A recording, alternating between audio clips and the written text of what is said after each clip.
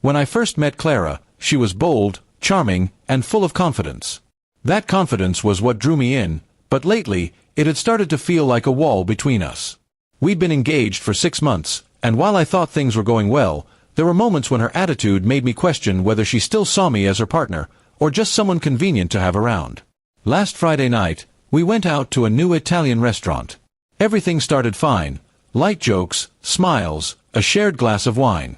But halfway through the meal, the waiter, a tall guy with an easy grin, started giving Clara extra attention. He complimented her earrings, asked if she modeled, and lingered just a little too long at our table. I stayed polite, thinking it was harmless, until I saw her scribble something on a napkin. When the waiter returned, she handed it to him with a smile. He smirked and tucked it into his apron. I stared, trying to make sense of what I'd just seen. "Did you just give him your number?"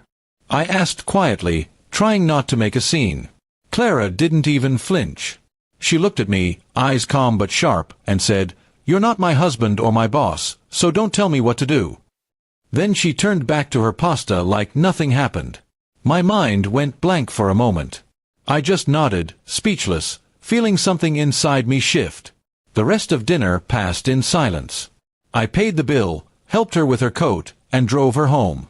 She scrolled through her phone the entire ride, not saying a word. When we pulled up to her apartment, she gave me a casual, "good night," and walked inside without looking back. That night, I couldn't sleep. Her words kept replaying in my mind. "You're not my husband or my boss." It wasn't what she said, it was what it meant. She didn't respect me. She didn't even see our engagement as something that mattered. I realized then that love without respect was just a slow form of heartbreak. The next morning, I packed the small things I had at her place, an extra shirt, a toothbrush, a few books, and sent her a message. "You're right. I'm not your husband or your boss. And after last night, I won't be your fiancé either." Then I turned off my phone and went for a long drive. She called later that day, 10 times, maybe more. When I finally picked up, her voice was softer, almost shaky. "I didn't mean it like that," she said. "It was just a joke. You're overreacting." "Giving your number to another man while on a date with me isn't a joke," I replied. "It's a choice." And that choice told me everything I needed to know. For a moment, she didn't say anything. Then came the anger. "You're being dramatic," she snapped. "If you can't handle me being friendly, maybe we're not meant to be." "Maybe we're not," I said simply, and ended the call. A week passed before I saw her again. She showed up at my office, wearing the same confident smile I once fell for. "We can fix this," she said. "You're just hurt." I looked at her, and for the first time, I didn't feel anger, just clarity. "No, Clara. I'm just done pretending that respect doesn't matter." I handed her the engagement ring I had once been so proud to give her.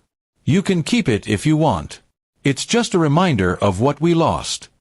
Her face fell. She opened her mouth to speak, but couldn't find the words.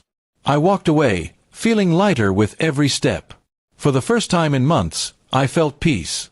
2 weeks later, I heard she tried dating the waiter. It lasted less than a month. People said he stopped replying after a few dinners. I didn't laugh or feel smug. I just hoped she learned something from it. As for me, I realized something important. Sometimes walking away isn't weakness. It's self-respect. And no matter how much you love someone, if they make you feel small, you owe it to yourself to let them go. Because love without respect is just noise, and I was finally ready for silence.